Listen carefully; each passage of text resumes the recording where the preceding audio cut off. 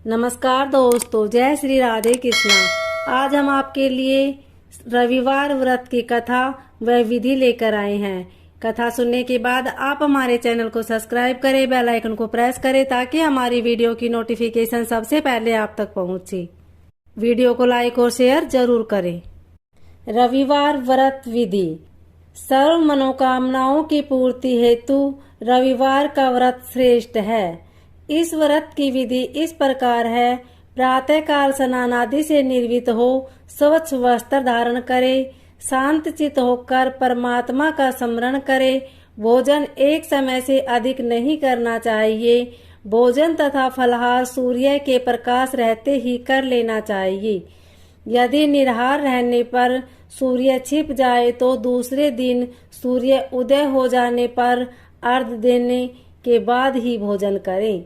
व्रत के अंत में व्रत कथा सुननी चाहिए। व्रत के दिन नमकीन तेल युक्त भोजन कदापि ग्रहण न करें। इस व्रत के करने से मान सम्मान बढ़ता है तथा शत्रुओं का क्षय होता है। आंख की पीड़ा के अतिरिक्त अन्य सब पीड़ाएं दूर हो जाती है।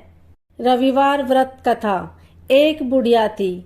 उसका नियम था प्रति रविवार को सवेरे ही स्नान आदि कर घर को गोबर से लीप कर फिर भोजन तैयार कर भगवान को भोग लगाकर स्वयं भोजन करती थी। ऐसा व्रत करने से उसका घर अनेक प्रकार के धन धान्य से पूर्ण था। श्री हरि की कृपा से घर में किसी प्रकार का विघ्न नहीं था, विघ्न या दुख नहीं था। सब प्रकार से घर में आनंद रहता था। इस तरह कुछ दिन बीत जाने पर उसकी एक पड़ोसन, जिसकी गौ का गोबर बुढ़िया लाया करती थी, विचार करने लगी कि यह वृद्धा सर्वदा मेरी गाय का गोबर ले जाती है, इसलिए अपनी गाय को घर के भीतर बांधने लग गई। बुढ़िया को गोबर न मिलने से रविवार के दिन अपने घर को न लीप सकी, इसलिए उसने न तो भोजन बनाया न भगवान को भोग लगाया तथा स्वयं भी उसने भोजन नहीं किया। इस प्रकार उसने निराहार व्रत किया। रात्रि हो गई और वह भूखी सो गई। रात्रि में भगवान ने उसे सौंपन दिया और भोग न लगाने का कारण पूछा। वृद्धा ने गोबर न मिलने का कारण सुनाया।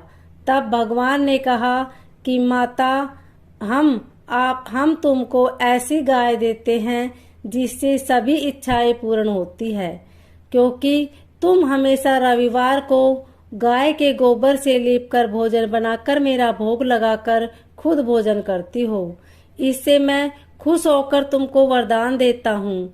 निर्धन को धन और बांझ स्त्रियों को पुत्र देकर दुखों को दूर करता हूँ। अतः तथा अंत समय में मोक्ष देता हूँ। सौपन में ऐसा वरदान देकर भगवान तो अंतर्ध्यान हो गए और वृद्धा की आँख खुली तो वह देखती है कि आंगन में एक अति सुंदर गौ और बछड़ा बंधे हुए हैं। वह गाय और बछड़े को देखकर अति प्रसन्न हुई और उसको घर के बाहर बांध दिया और वही खाने को चारा डाल दिया।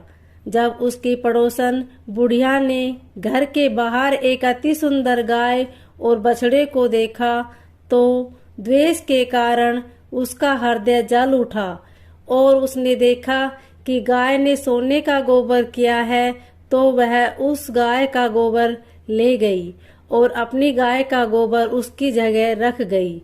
वह नित्य प्रति ऐसा ही और सीधी सादी बुढ़िया को इसकी खबर नहीं होने दी।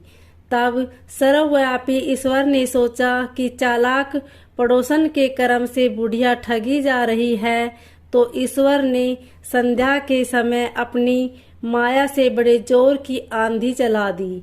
बुढ़िया ने आंधी के भय से अपनी गाय को भीतर बांध लिया। प्रातःकाल जब बुढ़िया ने देखा कि गौ ने सोने का गोबर दिया है, तो उसके आश्चर्य की सीमा न रही और वह प्रतिदिन गौ को घर के भीतर ही बांधने लगी। उधर पड़ोसन ने देखा कि बुढ़िया गौ को घर के भीतर बांधने लगी है और उसका सोने का गोबर उठाने का दाव नहीं चलता। तो वह ईर्ष्या से जल उठी और कुछ उपाय न देख पड़ोसन ने उसे देश के राजा की सभा में जाकर कहा, महाराज, मेरे पड़ोस में एक वृद्धा के पास ऐसा गऊ है जो आप जैसे राजाओं के ही योग्य है। वह नित्य सोने का गोबर देती है। आप उस सोने से प्रजा का पालन कीजिए। वह वृद्धा इतने सोने का क्या करेगी। राजा ने यह बात सुनकर अपने दूतों को वृद्धा के घर से गऊ लाने की आज्ञा दी। वृद्धा प्रातः ईश्वर का भोग लगा भोजन ग्रहण करने जा ही रही थी कि राजा के कर्मचारी गऊ खोलकर ले गए। वृद्धा काफी रोई चिल्लाई, किंतु कर्मचारियों के समक्ष कोई क्या करता। उस दिन वृद्धा गऊ के वियोग में भोजन न खा सकी और रात भर रो रो कर ईश्वर से गऊ को पुनः पाने के लिए प्रार्थना करती रही। उधर राजा गऊ को देखकर बहुत प्रसन्न हुआ, लेकिन सुबह जैसे ही वह उठा सारा महल गोबर से भरा दिखाई देने लगा। राजा यह देख घबरा गया। भगवान ने रात्रि में राजा को स्वप्न में कहा कि हे राजा, गाय वृद्धा को लौटाने में ही तेरा भला है। उसके रविवार के व्रत से प्रसन्न होकर मैंने उसे गाय दी थी। प्रातः होते ही राजा ने वृद्धा को बुलाकर बहुत से धन के साथ सम्मान सहित गऊ बछड़ा लौटा दिया। उसके पड़ोसन को बुलाकर उचित दंड दिया। इतना करने के बाद राजा के महल से गंदगी दूर हुई। उसी दिन से राजा ने नगरवासियों को आदेश दिया कि राज्य की तथा अपनी समस्त मनोकामनाओं की पूर्ति के लिए रविवार का व्रत रखा करो।